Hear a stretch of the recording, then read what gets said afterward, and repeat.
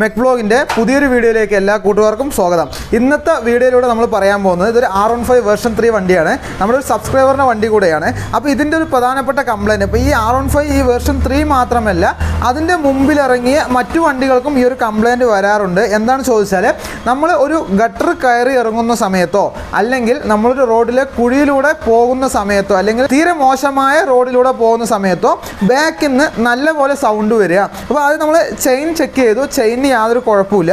അതുപോലെ തന്നെ fork check ചെയ്തോ, ഫോർക്കിനും കുഴപ്പമില്ല. ഇത് സംഭവിച്ചിരിക്കുന്നത് വളരെ പ്രധാനപ്പെട്ട ഒരു കംപ്ലൈൻ്റ് ആണ്. എന്താണെന്ന് ചോദിച്ചാൽ ഷോക്ക് അബ്സോർബറിൻ്റെ ബുഷ് പോയൊരു കംപ്ലൈൻ്റ് ആണ്. ഷോക്ക് അബ്സോർബർ ബുഷ് എന്ന് പറയാൻ പറ്റില്ല, അതിൻ്റെ ലോവർ ആമിന് ഷോക്ക് അബ്സോർബറിൻ്റെ ലോവർ ആമിൻ്റെ ബുഷാണ് പോയിരിക്കുന്നത്.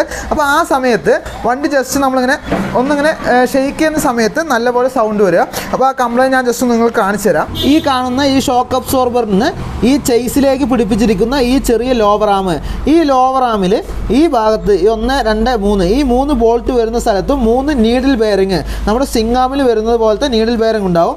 ആ ബെയറിങ്ങും പോയതുകൊണ്ട് തന്നെ നമ്മൾ വണ്ടി ഷെയ്ക്ക് ചെയ്യുന്ന സമയത്ത് നിങ്ങൾക്ക് അവിടേക്ക് ശ്രദ്ധിച്ചാൽ മനസ്സിലാവും.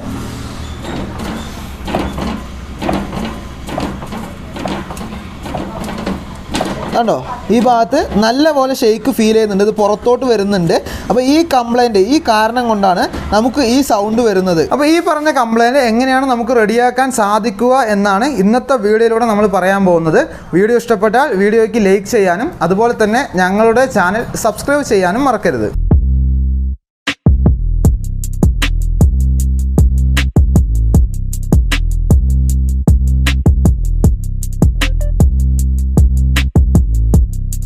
അപ്പോൾ ഈ 3 ബോൾട്ടുകളാണ് നമുക്ക് അഴിക്കാനുള്ളത്. അപ്പോൾ ഈ 3 ബോൾട്ടുകൾ 14 mm നമുക്ക് ലൂസ് ചെയ്തെടുക്കുക.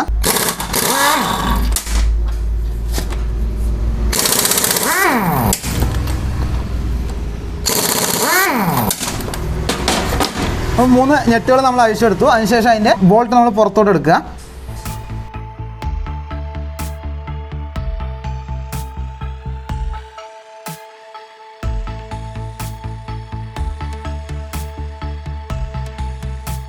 അപ്പോൾ 3 ബോൾട്ടുകൾ അഴിച്ചെടുത്തു. അപ്പോൾ ഈ ലോവർ ആമിൻ്റെ ബെയറിംഗ് ആണ്. ഈ ബെയറിങ്ങും സ്ലീവും അതുപോലെ തന്നെ ഇതിൻ്റെ ഓയിൽ സീലുകളാണ് നമുക്ക് ചേഞ്ച് ചെയ്യേണ്ടത്.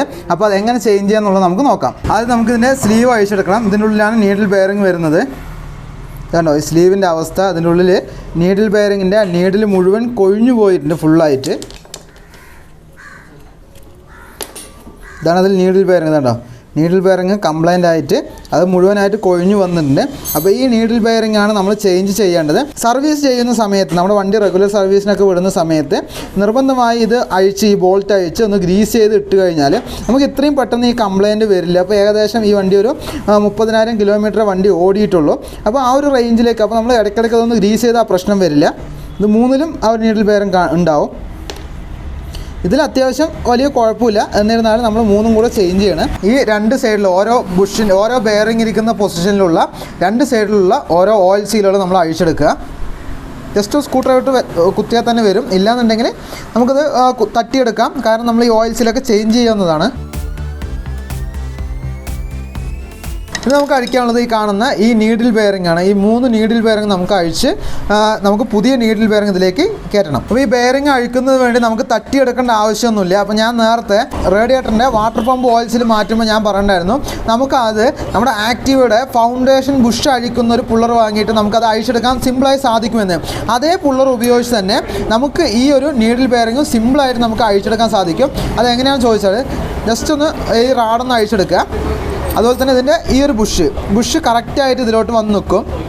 ഇതുണ്ടോ കറക്റ്റായിട്ട് ഈ ഒരു നീഡിൽ ബെയറിങ്ങിൻ്റെ ഭാഗത്തോട്ട് കറക്റ്റായി നിൽക്കും. അതിനുശേഷം അതിലേക്ക് നമ്മുടെ ബോൾട്ട് ഇട്ട് കൊടുക്കുക. അതിനുശേഷം അതിൻ്റെ ബാക്കിലുള്ള കാരണം നീഡിൽ ബെയറിങ് ഇറങ്ങി പുറത്ത് വന്നാൽ വീഴാൻ വേണ്ടിയിട്ട് അതിൻ്റെ ബാക്കിലൊരു ബോക്സ് ടൈപ്പ് ഉണ്ടാവും. അത് നമ്മളിതിലേക്ക് ഇവിടെ കറക്റ്റായിട്ട് ഇതിൻ്റെ മട്ടത്തിലുണ്ടാവും. അത് വെച്ച് കൊടുക്കുക. അതിനുശേഷം ഈ നെട്ടിട്ട് നമ്മൾ ടൈറ്റ് ചെയ്യുക. അതിനുശേഷം ഈ ബോൾട്ടും അതുപോലെ തന്നെ ഈ നെട്ടും 14ആണ് വരുന്നത്. അപ്പോൾ ഇവിടെ ഒരു 14ൻ്റെ ഡബിൾ എൻഡ് പിടിച്ച് ഇവിടെ റിങ് ഉപയോഗിച്ച് കൃത്യമായി ടൈറ്റ് ചെയ്ത് കൊടുക്കുക.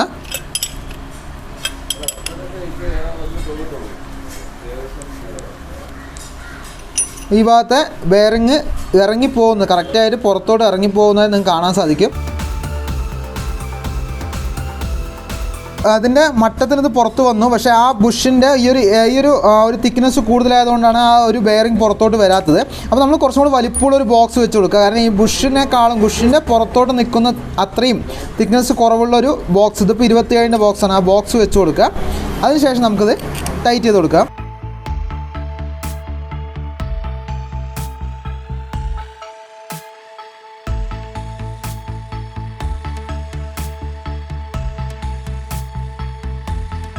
അപ്പോൾ നീഡിൽ ബെയറിങ് സിമ്പിളായിട്ട് അഴിഞ്ഞു വന്നു. അപ്പോൾ ഇതേപോലെ തന്നെ 3 ബെയറിങ് നമ്മൾ അഴിച്ചെടുക്കണം. കാരണം നീഡിൽ ബെയറിങ്ങിൻ്റെ ഉള്ളിലത്തെ എല്ലാം പുറത്തോട്ട് പോയി. അപ്പോൾ ഈ കറക്റ്റായിട്ട് ഈ നീഡിൽ ബെയറിങ് മെയിൻറ്റെയിൻ ചെയ്യാൻ ശ്രമിക്കുക. അതുപോലെ തന്നെ കൃത്യമായ രീതിയിൽ നീഡിൽ ബെയറിങ് അഴിക്കാൻ ശ്രമിക്കുക. അല്ലാന്നുണ്ടെങ്കിൽ ഈ ഭാഗത്ത് അടി വന്നു കഴിഞ്ഞു പറഞ്ഞാൽ പുതിയ നീഡിൽ ബെയറിങ്ങുകൾ ഇടുന്ന സമയത്ത് ആ നീഡിൽ ബെയറിങ്ങിൻ്റെ ഈ നീഡിലുകൾ പൊട്ടിപ്പോകാൻ ചാൻസ് വളരെ കൂടുതലാണ്. അപ്പോൾ നമുക്ക് അടുത്ത നീഡിൽ ബെയറിങ് അഴിച്ചെടുക്കാം.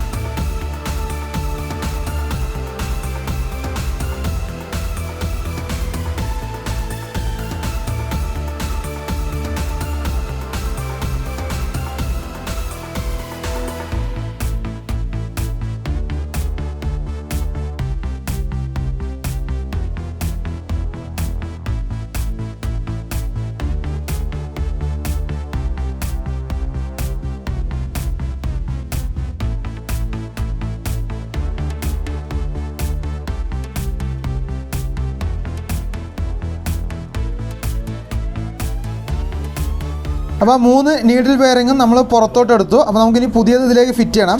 അപ്പോൾ അതിൻ്റെ വില, അതിൽ ഒരെണ്ണത്തിൻ്റെ വില എന്ന് പറയുന്നത് 70 രൂപയാണ്. ഇത് ഒറിജിനൽ യമഹ ഒറിജിനൽ തന്നെയാണ്. അപ്പോൾ അത് 3 എണ്ണം നമ്മൾ വാങ്ങിയിട്ടുണ്ട്. അതേപോലെ തന്നെ അതിൻ്റെ സ്ലീവ്, ആ ഒരു സ്ലീവിൻ്റെ വില എന്ന് പറയുന്നത് 38 രൂപയാണ് സ്ലീവിൻ്റെ വില. അതുപോലെ തന്നെ അതിൻ്റെ ഓയിൽ സീൽ, ഇപ്പോൾ നമ്മൾ അതിൽ 6 ഓയിൽ സീൽ ഉണ്ടായിരുന്നു. ആ 6 ഓയിൽ സീൽ നമ്മൾ സെപ്പറേറ്റ് വാങ്ങിയിട്ടുണ്ട്. അതിൻ്റെ ഒരു ഓയിൽ സീലിൻ്റെ വില എന്ന് പറയുന്നത് 13 രൂപയാണ്. അപ്പോൾ നമുക്കിനി ഇതിലോട്ട് ഫിറ്റ് ചെയ്ത് കൊടുക്കണം. അപ്പോൾ ആദ്യം നമുക്കിതിലേക്ക് കുറച്ച് ഗ്രീസ് ആക്കി കൊടുക്കുക.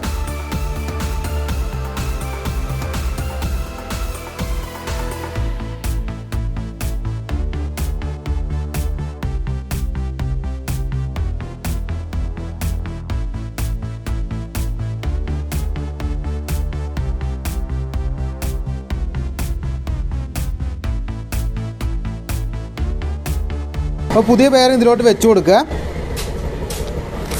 അതിനുശേഷം ജസ്റ്റ് ഒരു വാൾവ് ഉപയോഗിച്ച് ജസ്റ്റ് ഒന്ന് ആദ്യം ഒന്ന് കയറ്റി കൊടുക്കണം. അപ്പോൾ ഒരു വാൾവ് ഉപയോഗിച്ച് പതുക്കെ ഒന്ന് തട്ടി കൊടുക്കുക ഇതിലേക്ക്.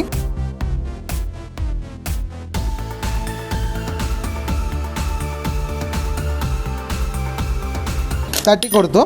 അതിനുശേഷം നമ്മൾ നേരത്തെ ചെയ്ത പോലെ തന്നെ ആ ഒരു ബുഷിട്ട് പതുക്കെ ഒന്ന് ഉള്ളിലോട്ട് കയറ്റി കൊടുക്കുക.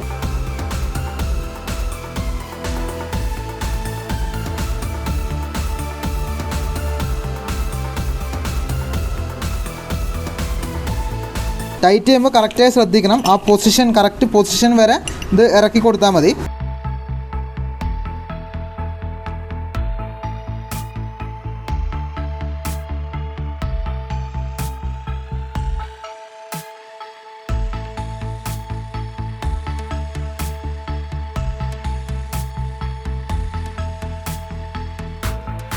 ഇപ്പോൾ കറക്റ്റ് പൊസിഷൻ വരെ നമ്മൾ ഇറക്കി കൊടുത്തു. അതിനുശേഷം നമ്മൾ ഊരിയെടുക്കുക. 2 സൈഡും കറക്റ്റ് പൊസിഷൻ വരെ നമ്മൾ ഇറക്കി കൊടുത്തിട്ടുണ്ട്. അതേപോലെ തന്നെ 3 ബെയറിങ് നമ്മൾ കറക്റ്റായിട്ട് ഇറക്കി കൊടുക്കുക. അപ്പോൾ 3 ബെയറിങ് നമ്മൾ കറക്റ്റായി ഇട്ടു. അതിൽ ഗ്രീസ് ഫില്ല് ചെയ്തു. അതിനുശേഷം അതിൻ്റെ കോളർ ബുഷ് അതിലേക്ക് വെച്ച് കൊടുക്കുക 3 എണ്ണത്തിൻ്റെയും.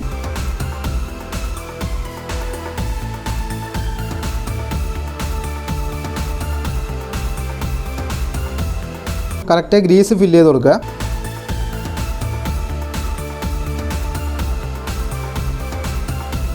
ഇനി നമുക്കിതിൻ്റെ 2 സൈഡും ഓരോ ഓയിൽ സീൽ വീതം വെച്ച് കൊടുക്കാം.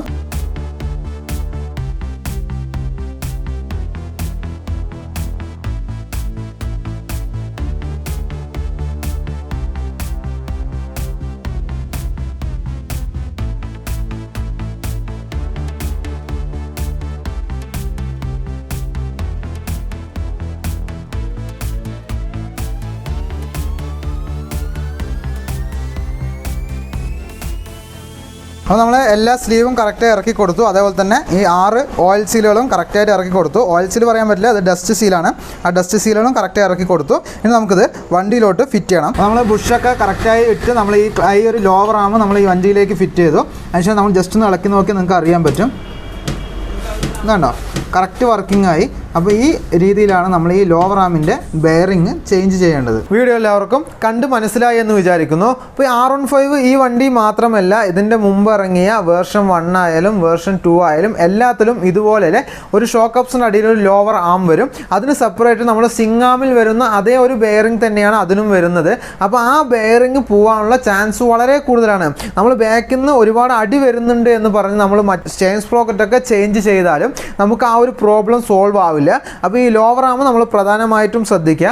അതുപോലെ തന്നെ ഓരോ പീരീഡ് അനുസരിച്ച് ഇപ്പോൾ നമ്മളൊരു 5000 കിലോമീറ്റർ അല്ലെങ്കിൽ 6000 കിലോമീറ്റർ കഴിഞ്ഞ് നമ്മുടെ വണ്ടി ഓയിൽ സർവീസ് അല്ലെങ്കിൽ ജനറൽ സർവീസ് ചെയ്യുന്ന സമയത്ത് ഈ ഒരു ബുഷൊക്കെ അഴിച്ച് വൃത്തിയായി ഗ്രീസ് ഇട്ട് കൊടുത്താൽ തന്നെ നമ്മുടെ വണ്ടിയുടെ ഷോക്ക് അബ്സോർബർ അല്ലെങ്കിൽ ബാക്ക് ഭാഗത്തെ ഒരു ആക്ഷൻ നല്ല രീതിയിൽ വരികയും നമുക്ക് നല്ല രീതിയിൽ കംഫർട്ട് ഫീൽ ചെയ്യുകയും ചെയ്യും. അപ്പോൾ ഇത് മാറ്റുമ്പോഴും കൃത്യമായി ശ്രദ്ധിക്കണം. കാരണം അത് കൃത്യമായി മാറ്റിയില്ല അല്ലെങ്കിൽ നമ്മൾ മാറ്റുന്ന രീതി കറക്റ്റ് അല്ല അല്ലെങ്കിൽ നമ്മൾ അടിക്കുന്ന ആ ഒരു അടി മാറിക്കഴിഞ്ഞാൽ അതിൻ്റെ നീഡിൽ കൊഴിഞ്ഞു പോകാനും ആ ബെയറിങ് പിന്നീട് യൂസ് ചെയ്യാൻ പറ്റാത്തൊരവസ്ഥയുമായിട്ട് വരും. അപ്പോൾ ഒന്നില്ലെങ്കിൽ ഹൈഡ്രോളിക് പ്രസ് ഉപയോഗിച്ച് കൃത്യമായി ചെയ്യുക. അപ്പോൾ ഹൈഡ്രോളിക് പ്രസ്സൊക്കെ അടുത്തുണ്ടെന്നുണ്ടെങ്കിൽ ഒരു 100 രൂപയൊക്കെ കൊടുത്താൽ ആ ഹൈഡ്രോളിക് പ്രസ്സിൽ നിന്ന് കൃത്യമായി അത് അവർ പ്രസ് ചെയ്ത് തരും. അല്ലാന്നുണ്ടെങ്കിൽ ഞാനിപ്പോൾ ഉപയോഗിച്ച പോലത്തെ പുള്ളർ ഉണ്ടെന്നുണ്ടെങ്കിൽ അത് നമുക്ക് കൃത്യമായി ഒരു ഹൈഡ്രോളിക് പ്രസ്സിൻ്റെ എഫക്റ്റ് തന്നെ അതുകൊണ്ട് കിട്ടും. അപ്പോൾ ആ രീതിയിലൊക്കെ ചെയ്യാൻ ശ്രമിക്കുക.